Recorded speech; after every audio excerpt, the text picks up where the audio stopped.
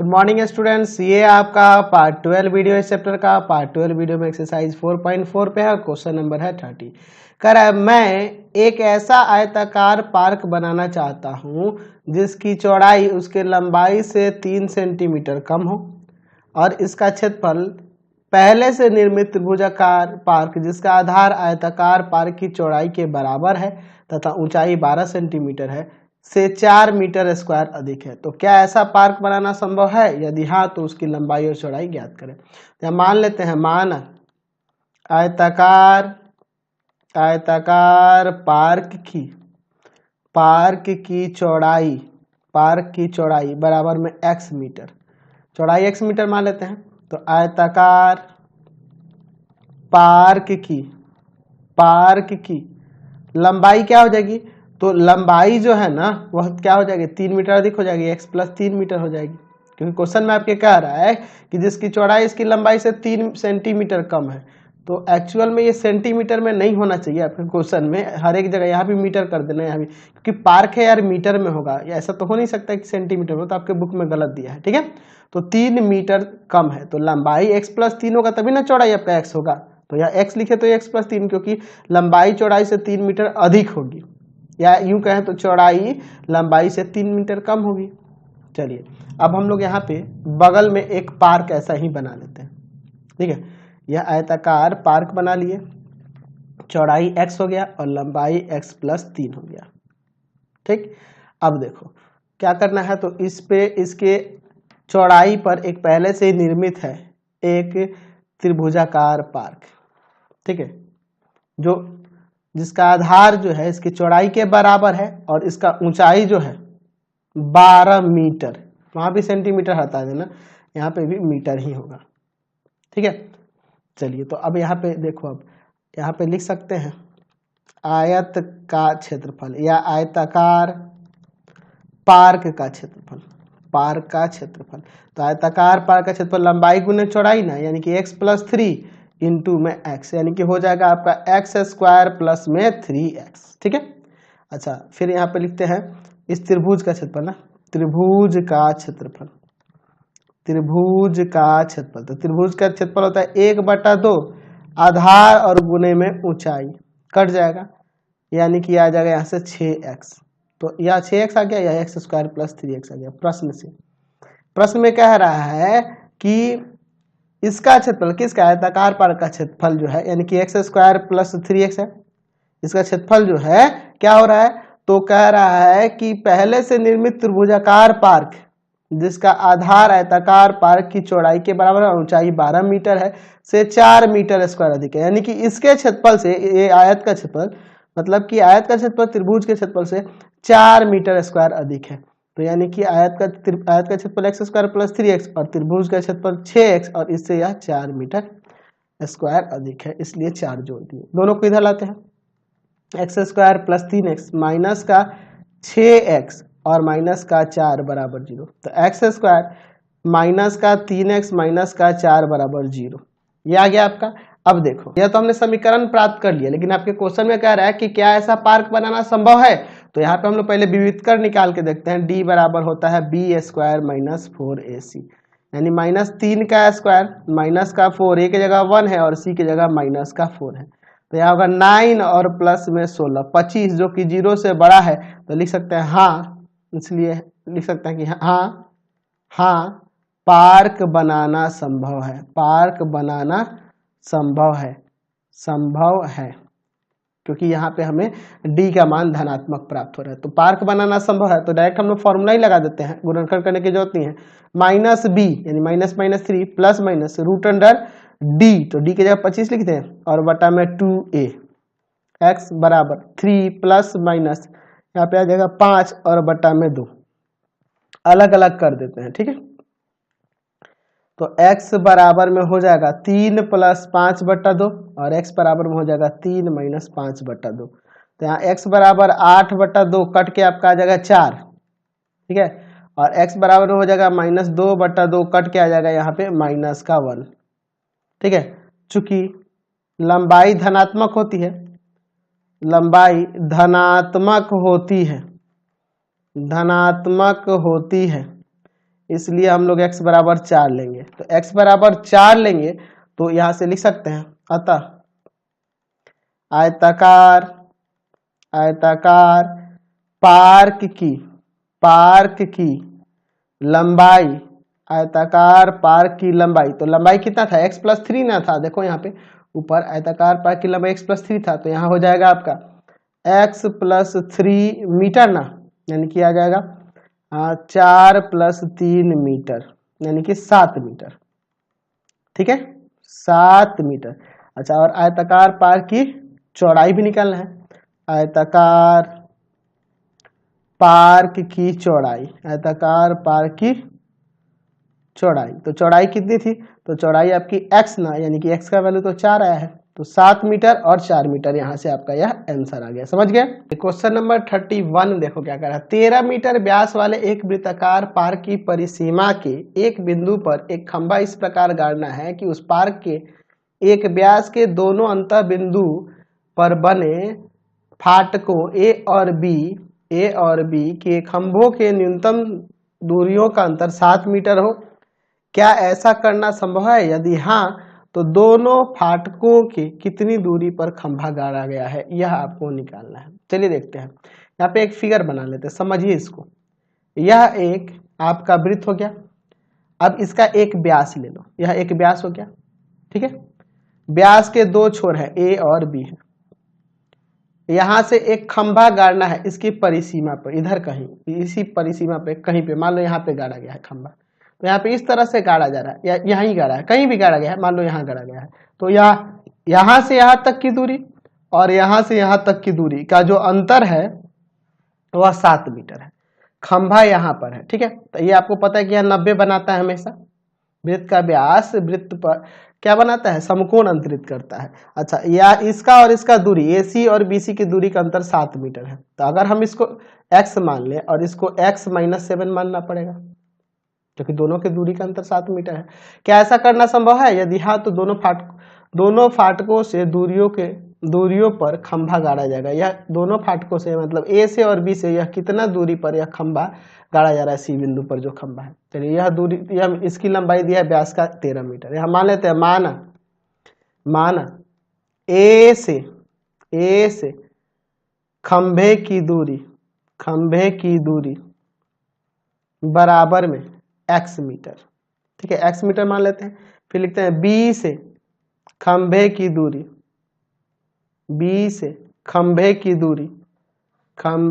दूरी बराबर में, हम लोग यहाँ पे मान लेते हैं कितना, x-7 मीटर। ठीक है, यहाँ से x मीटर और यहाँ से x-7 मीटर।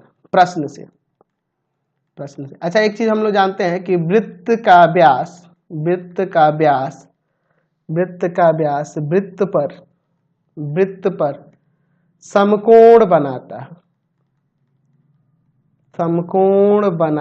है, 90 डिग्री का कोण बनाता है। चलिए, तो यहां से हो जाएगा AC स्क्वायर प्लस में BC स्क्वायर बराबर में AB का स्क्वायर हो जाएगा ना। चलिए, यहाँ पे हम लोग पाइथागोरस लगा दिए, तो हो जाएगा x स्क्वायर प्लस में x-7 का स्क्वायर बराबर में आपका कितना हो जाएगा, 13 का स्क्वायर। चलिए, अब इसको सॉल्व करते हैं। एक्स स्क्वायर यहाँ क्या हो जाएगा, x square minus 2 into x into 7 plus का 7 का स्क्वायर और ये माइनस का 169 हो जाएगा, 13 का स्क्वायर हो जाएगा ना। चलिए, बराबर में 0। यहाँ पे देखो 2x स्क्वायर माइनस का 14x, ठीक है, माइनस का 14x और प्लस का 49 माइनस 169 बराबर में 0। तो यहाँ हो जाएगा 2x स्क्वायर माइनस का 14x और माइनस का यहाँ 120 आ जाएगा ना। चलिए, यहाँ पे अब देखिए, यहाँ पे 2 कॉमन कर लो तो हो जाएगा एक्स स्क्वायर माइनस का 7x माइनस का 60 बराबर 0। या भाग में जाएगा एक्स स्क्वायर माइनस का 7x माइनस का 60 बराबर 0, यही ना बचेगा। चलिए, अब यहाँ थोड़ा सॉल्व करते हैं। 60 लाना है ना, एक्स स्क्वायर प्लस का 12x माइनस का 12x प्लस का 5x होगा, माइनस का 12x प्लस का 5x, ताकि घटाने पे यह आ जाए और माइनस का 60 बराबर 0। x कॉमन करो, x माइनस 12 बचेगा, यहाँ से 5 कॉमन कर लो, x माइनस 12 बचेगा। दोनों ब्रैकेट में सेम आ गया ना, x माइनस 12 को निकाल दो, यहाँ पे x बच जाएगा, यहाँ पे प्लस का 5 बच जाएगा, बराबर में 0। अलग अलग करते हैं, x माइनस 12 बराबर 0 और x माइनस x प्लस 5 बराबर 0। तो यहाँ से x बराबर 12 और यहाँ से x बराबर माइनस का 5। चूंकि लंबाई तो धनात्मक होता है ना, चलिए तो यहाँ लिख देते हैं, चूंकि लंबाई धनात्मक होता है या दूरी धनात्मक होता है, धनात्मक होता है, धनात्मक होता है, धनात्मक होता है, इसलिए x बराबर हम लोग 12 लेंगे, 12 लेंगे। तो यहाँ लिख सकते हैं अतः ए से खंभे की दूरी बराबर में आ जाएगा 12 मीटर। अच्छा, बी से खंभे की दूरी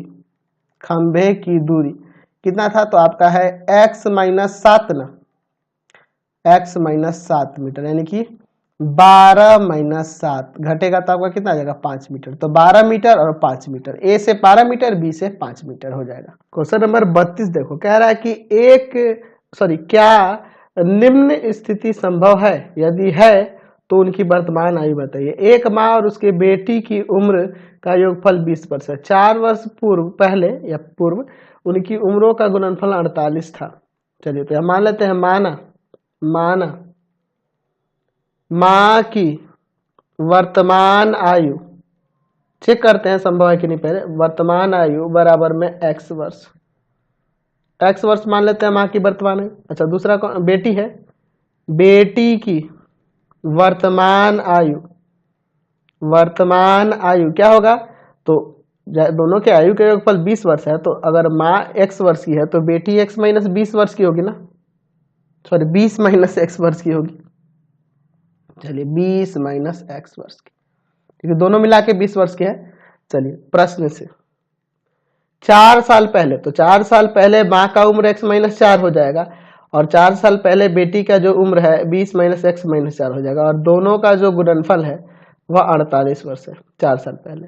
तो यहाँ से x माइनस 4 और यहाँ पे हो जाएगा 16 माइनस x बराबर में 48। इसको सॉल्व करते हैं, 16x माइनस का x स्क्वायर माइनस का 64 और प्लस का 4x माइनस का 48 बराबर में 0। यहाँ से हो जाएगा माइनस का x स्क्वायर प्लस का 20x और माइनस का, यह दोनों जुड़ेगा ना, तो जुड़ेगा तो हो जाएगा 8 4 12 2 1 6 4 10 1 11 माइनस का 112 बराबर में 0। यहाँ सब माइनस में गुना कर दो तो x स्क्वायर माइनस का 20x और प्लस का 112 बराबर में 0 हो जाएगा। चलिए अब यहाँ देखो, a बराबर 1 है, b बराबर माइनस का 20 है और c बराबर में 112 है।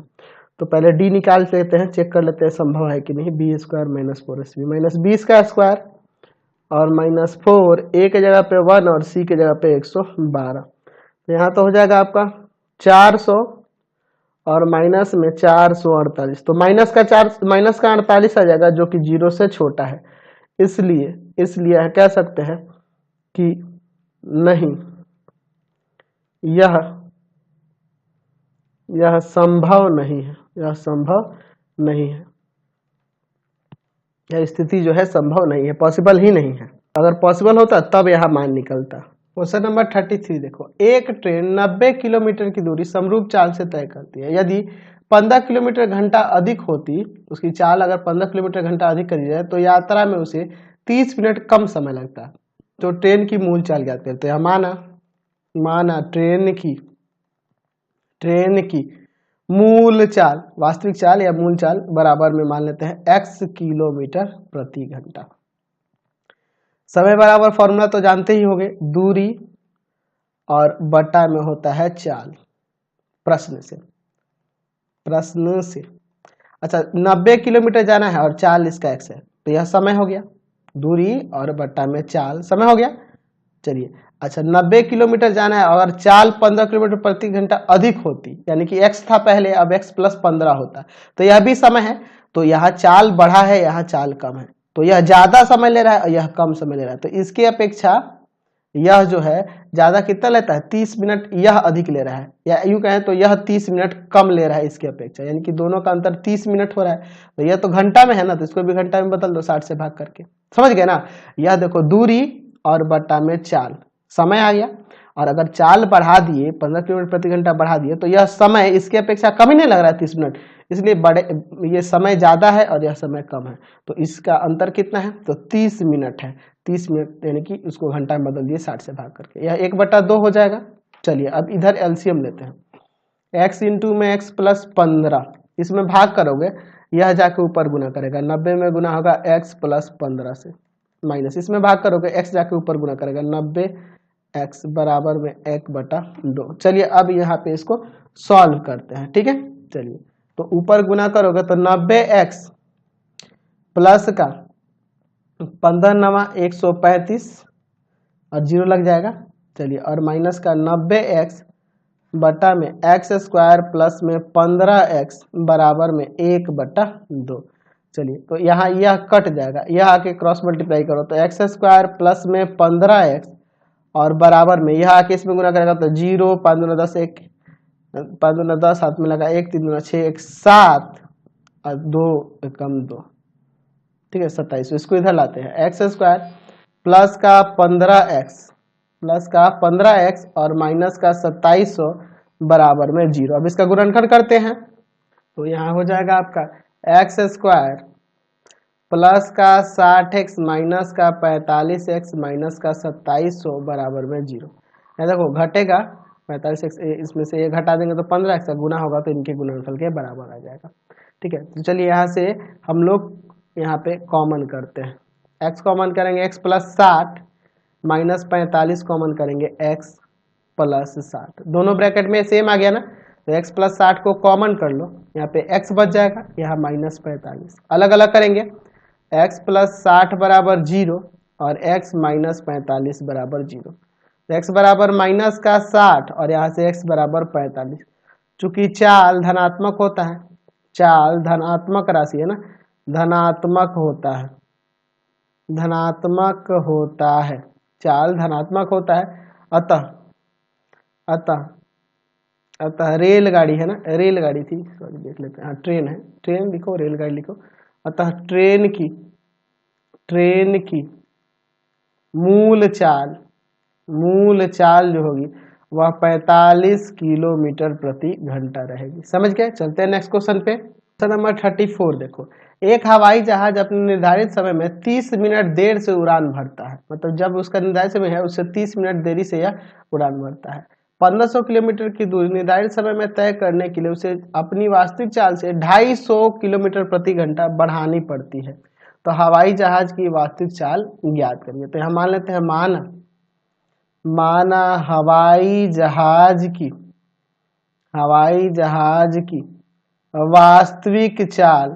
वास्तविक चाल बराबर में x किलोमीटर प्रति घंटा। तो समय बराबर फॉर्मूला तो पता ही होगा आपको, दूरी और बटा में चाल, दूरी बटा में चाल। प्रश्न से देखिए आपको दूरी जाना है कितना, तो 1500 किलोमीटर दूरी तय करना है, चाल है इसका x, ठीक है। तो इसको समय एक्स्ट्रा लगेगा, क्यों, क्योंकि वो 30 मिनट देरी से चल रहा है, 30 मिनट देरी से चल रहा है, तो उसको सही समय से पहुंचाने के लिए जो दूरी है उसको तय करने में उसको अपने चाल में 250 किलोमीटर प्रति घंटा बढ़ाना होगा, यानी कि x प्लस 250 कर देना होगा। तो यह समय जो है इसके अपेक्षा कितना है, आधा घंटा कम है, यह इसके अपेक्षा आधा घंटा कम है, यानी दोनों का अंतर आधा घंटा है, यानी कि 30/60। यहाँ भी वही काम करेगा जैसे पिछले क्वेश्चन में किए थे, 1/2। तो यह भी आपका समय है। तो यह समय क्या है, जितना समय आपको हवाई जहाज में तय करने में लग रहा है वह है, और अगर यह चाल बढ़ा देता है तो आधा घंटा कम ही समय लगेगा इसके अपेक्षा। तो इसलिए दोनों का अंतर 30 मिनट, यानी कि 30/60 करेंगे घंटा में बदलने के लिए। यहाँ भी सेम एलसीएम लेंगे, x इंटू में x प्लस 250, यह भाग करेंगे, यह जाके ऊपर गुना करेगा, 1500 गुना x प्लस 250, इसमें भाग करेंगे, यह कटेगा, x जाके ऊपर गुना करेगा, माइनस का 1500x बराबर में 1/2। सेम क्वेश्चन है, मुझे नहीं लगता बताना पड़ेगा, अभी जैसा बताया ना वैसे ही करोगे, ये आपसे बन जाएगा, है ना। चलिए तो बना भी सकते हैं, कोई दिक्कत नहीं है, आप लोग खुद से भी अभी जो बताए हैं सेम उसी तरह है, कर लेना इसको आगे सॉल्व। क्वेश्चन नंबर 35 देखो, कह रहा है एक नाव को जिसकी शांत जल में चाल 15 किलोमीटर प्रति घंटा है और धारा की दिशा में 30 किलोमीटर जाने और फिर वापस लौटने में कुल समय उसको 4 घंटा 30 मिनट लगता है। तो धारा की चाल ज्ञात करें। तो माना धारा की चाल धारा की चाल मान लेते हैं कि x किलोमीटर प्रति घंटा है। तो आपको जानते ही हो, मान लो पानी बह रहा है और नाव इधर ही जा रही है, मतलब धारा के अनुकूल जा रही है, तो आपको पहले तो नाव की चाल में जोड़ लेना होगा धारा की चाल को, ठीक है। और नाव उधर से आ रही है और पानी इधर बह रहा है तो उसमें घटाया जाता है, ये जानते हैं ना। यानी आपको पता है कि धारा के अनुकूल नाव की चाल क्या लेते हैं, तो उसमें प्लस करते हैं, यानी कि 15 प्लस एक्स, नाव की चाल में धारा की चाल को जोड़ देते हैं, 15 प्लस एक्स किलोमीटर प्रति घंटा, ठीक है। अच्छा, उसके बाद धारा के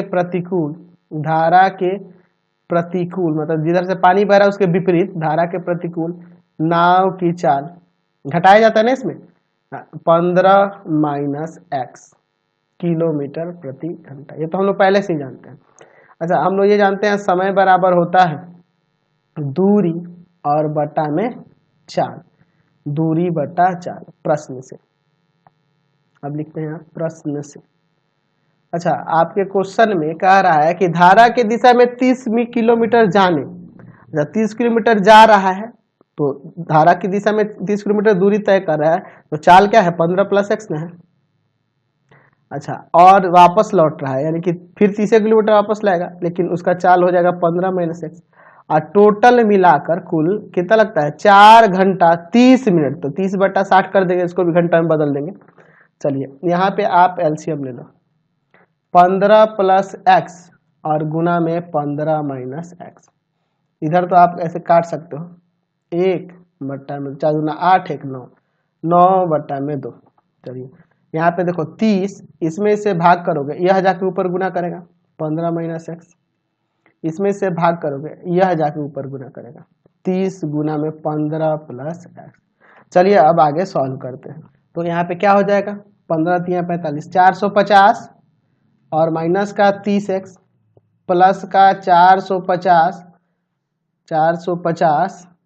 और प्लस का 30 एक्स बटा में क्या होगा, तो देखो एक बार प्लस में एक बार माइनस में, तो ए स्क्वायर माइनस बी स्क्वायर नहीं लगा देंगे नीचे, और बराबर में 9 बटा 2, ये तो कट जाएगा, ऊपर जोड़ोगे आपका 900 हो जाएगा, और नीचे 225 माइनस एक्स स्क्वायर, और बराबर में 9 बटा में 2। आगे सॉल्व करते हैं, तो यहाँ इसको काट सकते हैं ना डायरेक्ट, ये 100 बार में क्रॉस मल्टीप्लाई कर दिया जाए क्या, चलिए देखते हैं। यह हो जाएगा 200, इधर हो जाएगा 225 माइनस एक्स स्क्वायर, इसको इधर लाते हैं एक्स स्क्वायर, यह जाके उधर घट जाएगा 225 और माइनस में 200, यानी कि एक्स स्क्वायर बराबर में 25, स्क्वायर जाएगा रूट में लगेगा और प्लस माइनस भी लगेगा, यानी प्लस माइनस 5।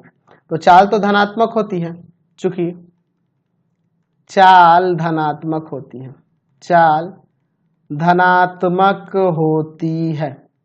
धनात्मक होती है, इसलिए धारा की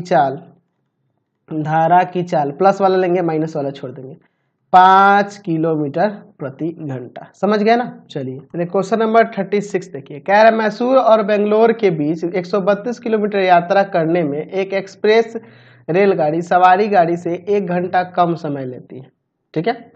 कह रहा है मध्य के स्टेशनों पर ठहरने पे ध्यान नहीं लिया जाए, तो मतलब कि बीच के स्टेशन में कहीं रुक रहा है तो उसको नहीं ध्यान में देना है। यदि एक्सप्रेस रेलगाड़ी की औसत चाल सवारी रेलगाड़ी की औसत चाल से 11 किलोमीटर प्रति घंटा अधिक है, तो दोनों रेलगाड़ियों की औसत चाल निकालें। तो यहाँ मान लेते हैं मान सवारी गाड़ी की औसत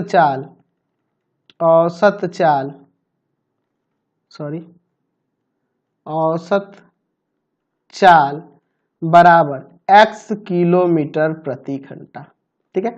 अच्छा, दूसरा कौन है, एक्सप्रेस है, एक्सप्रेस